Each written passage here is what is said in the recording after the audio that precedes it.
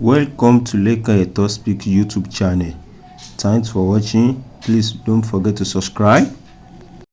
Lovers all over the world, welcome to our YouTube channel.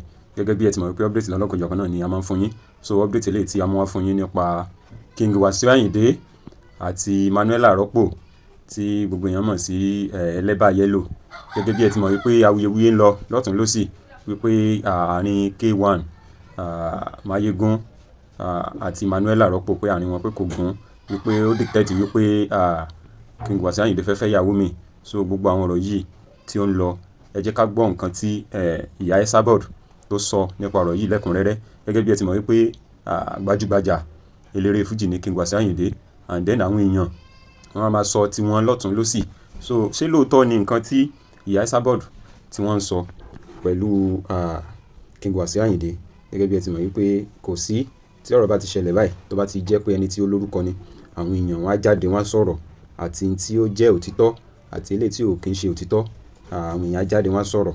Ẹ jẹ́ ká gbọ́rọ̀ lẹ́kùnrẹ́rẹ́ ní ẹnu ìyá Esabod, and then ẹ̀yin tẹ́ bá jẹ́ viewers wa lọ́ndà comment, ẹ comment, ẹ jẹ́ ká mọ opinion ti yín, because gbogbo àwọn nǹkan tó ń ṣẹlẹ̀ yìí náà ọgbọ́n ẹ̀kọ́ náà ni à ń kọ́ nípa gbogbo àwọn nǹkan tó ń ṣẹlẹ̀ yìí, because tí nǹkan bá ti ṣẹlẹ̀ kò sí in one way or the other a máa rí ẹ̀kọ́ kọ́ ń bẹ̀. So ẹ jẹ́ ká farabalẹ̀ ká gbọ́ nǹkan tí ìyá Esabod sọ nípa King Wasiu Ayinde àti Manuel Arọ́pò àti gbogbo àwọn ìyàwó tí King Wasiu Ayinde tí wọ́n ti fẹ́ tẹ́lẹ̀, gẹ́gẹ́ bí gbogbo wa náà ti ṣe mọ̀ wípé oníyàwó púpọ̀ ní King Wasiu Ayinde máa ṣá. ẹni téèyàn rò pé kò lè sílẹ̀ ní gẹ́ẹ̀tò fẹ́ ní Canada ẹ ṣé gan ni. àti Alpha Omega ní UK. Alpha Omega ní UK ó ní company àjọdàgbà sí UK, ọ̀rẹ́ ni wá pẹ̀lú. Kọ́láwọlé lọ́pọ̀ ẹ̀ ń jẹ́, kò lajú tẹ́lẹ̀. Nígbà tí a gbé Kollington wá, ìbẹ̀rẹ̀ ló ti kọ́kọ́ lajú tó fẹ́ Kollington gbà ẹ̀. Tọkọ ẹ̀ ń ṣe driver kiri fún Kollington lọ́dún yìí, wọn àti Salawa. Ó ní nursing company. Ìgbà tí Wasiu fẹ́ báyìí, wọ́n talé ẹ̀, wọ́n pín sí méjì, company lọ́ọ̀lẹ̀. Ìyẹn lọ́ọ̀lẹ̀ tó wá ń tẹrí mọ́, lẹ́ ń tẹrí mọ́.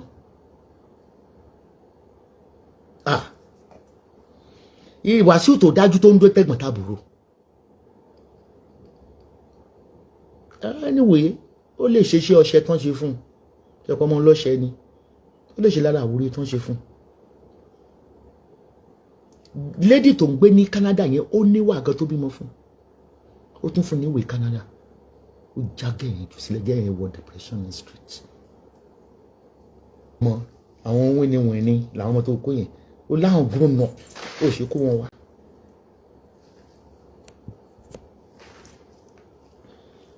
Ọlọ́mọlẹ́kùn ìwọ ló lóko ẹ̀. Bọ̀dé tó wá ń fẹ́ ní ìsìnjọ Fatia, ṣé Fatia nàbí ojú mi lórí bẹ́ẹ̀? Kí ló dé tí mo sọ pé ọmọ tó ti ṣẹ̀ mí? Mi rẹ kó fẹ́ single and young girl rí. That's me pé nítorí owó wọn ló ṣe ń fẹ́ wọn, I don't know. Mi rí pé kó fẹ́ single girl rí, young girl under 40 rí. Àfàwọn màmá mi tún sẹ́là bí àwọn Emmanuela, Fatia, gbogbo àwọn alòpípípípí pàtì. Ṣé torí pé o mọ̀ pé àwọn àgbàlagbà yẹn wọ́n wà vulnerable torí wọn ò lọ́kọ, wọn ti lélẹ̀ bí ìmọ̀ wáì. There is something spiritual about it. Ẹ̀ríjọ́ tí òkú Wasiu, ẹ rí i pé mo jáde mo cover Emmanuela, ìtọ́ fojú Emmanuela níjọ́ yìí, tẹ̀rí kámẹ́rà yẹn kékeré. Ṣẹ́rí gbà yẹn bí wèrè ẹ ti yẹ kó fi sílẹ̀. Mo rányàn sí nígbà yẹn, mi mọ̀ bóyá wọ́n jíṣẹ́ pé kó fi máa yẹn sílẹ̀. Wọ́n búlí ẹ̀ níjọ́ yẹn tó pé kékeré lẹ rí pé wọnú mọ́tò jókòó síwájú, wọ́n jókòó síwájú yẹn. Ibi tí wọ́n gbé tẹ́ǹtì Emmanuela lọ, ẹ lè mọ̀ pé tẹ́ǹtì wà ńbẹ̀. Ẹ̀yìn pátápátá níparí fẹ́ǹsì yẹn ni wọ́n ní kó gbé tẹ́ǹtì tiẹ̀ síbẹ̀ láyé ẹ̀. Táwọn èèyàn tó ń wá kiri lójú agbo tí wọ́n mọ ibi tó wà. Kìkú ṣe pé Wasiu ìyí tó dẹ̀ fàjà yín, ṣe rí gẹ̀ tó ń fẹ́ ní ìsìn. Emmanuela ká wọn papọ̀. mo ní rédíò ní ẹ mọ táwọn èèyàn fi máa ń sọ̀rọ̀ fún mi I will not say ẹni tó sọ fún mi nìyí wọ́n láì mò ń gbọ́rọ̀ Nàìjíríà gẹ̀ẹ́ táwọn tó ń gbé Nàìjíríà lọ. lady yẹn gbà yẹn ó wà nílé ọkọ bí ó wá fọkọ ẹ lẹ́nu ìsìn ní ti fẹ́ wá sí o ìjà yẹn náà ó lówó lọ́wọ́ there is something about it kí ló dé tí wà sí òfin àwọn ọmọ kéékèèké yẹn kó ràn wọ́n lọ́wọ́ ó ṣe pé àwọn divorce àwọn màmá Mètúsẹ́là kán ṣáà ti pupa kán dẹ̀ ti lówó kán taṣọ wọ́n àti pé òní wá sí o.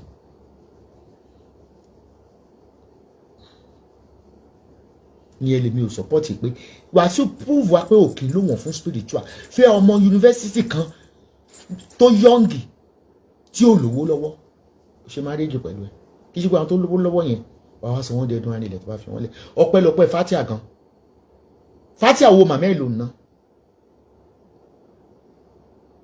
Fatia tẹ́ bá rí pé ó ń dá ọjà màmá ẹ̀ ló ń jà màmá ẹ̀ nítorí òun nìkan lóbìnrin adẹ̀pọ̀ gbọ́ yí pé nínú tẹ̀ pé màmá Fatia ni Fatia ń fẹ́ tẹ́lẹ̀ kó tó wá fẹ́ ọmọ ẹ̀. ìjọ Wàsíù bá kú obìnrin ló máa pa ẹ́ ṣá ní tí mo mọ̀ nìyẹn wẹ́dẹ̀ obìnrin ṣe ń jẹ fún ẹ wọn ò sún jẹ fún ẹ bó o jẹ látẹnu ó jẹ ń sálẹ̀ náà o bá sì ń kó o sí kó ń bọ̀ wọ lọ́run because gbogbo tó ń ṣe náà eventually àwọn obìnrin yẹn wọ́n ń fọ́ fún gimmicks yẹn but on break heart wọn on break on fún wọn on fi wọn sí depression you are maltreating them jẹ́ kí n tún sọ ṣó kan nígbà tó lọ jẹjọ yìí nìjẹ́bù mo fẹ́ kẹ́ lọ wo gold tí Emmanuel rà tó lò Emmanuel wà bẹ́ẹ̀ ńgbà yẹn ó ná gold yẹn lọ́dọ̀ ẹnìkan mo forúkọ bọ̀ láṣẹ̀rí ó wá lọ bẹ́ẹ̀ pé kó rà fún un ó ní kó lọ bèèrè àwọn ìyàwó ẹ̀ pé òkè ra nǹkan báyẹn fóbìnrin eventually ọmọ yẹn láti lọ ya gold tó lọ ní Emmanuel Wàsíù ń dá wọn lókòwò kún fún wọn lówó iṣẹ́ ló ṣe débẹ̀. Yeah, lovers all over the world ọ̀rọ̀ rẹ o gbogbo ẹ̀ náà lẹ ti wò tẹ́ ti gbọ́ yìí kí ni opinion ti yín kí ni fíì ti yín nípa gbogbo àwọn ọ̀rọ̀ tí ìyá Esabod sọ nípa King Wasiu Ayinde Marshal àmọ́ yìí pé ẹ̀yin tí ẹ bá mọ ìjìnlẹ̀ ọ̀rọ̀ díẹ̀ náà ẹ máa come across fídíò ẹ sọ̀rọ̀ lọ́dà comment section sóòótọ́ ni ìyá Esabod sọ nípa King Wasiu Ayinde Marshal àti nípa Emmanuel Arọ́pò àbí ìyá Esabod kàn sọ tí wọ́n kàn mú ọ̀rọ̀ ní èrèfé àbí wọ́n kàn mú ọ̀rọ̀ lórí àbí wọ́n kàn dédé sọ nǹkan tí ò ṣẹlẹ̀ ẹ̀yin tẹ́ bá jẹ́ viewers tẹ́ mọ̀ nípa ọ̀rọ̀ yìí tẹ́ mọ̀ nípa King Wasiu Ayinde jẹ́ ká mọ opinion ti yín ní under comment section because a lot of things náà ni a ti ń gbọ́ so a ní ká mọ bẹ́ẹ̀tì yìí wá fún ẹ̀yin tẹ́ jẹ́ viewers wa náà kẹ́ ẹ̀ wò kẹ́ ẹ̀ mọ bó ṣe ń lọ so ẹ̀yin tẹ́ bá ṣe ń darapọ̀ mọ́ channel wa bá wa subscribe like comment share so we love you all thanks for watching.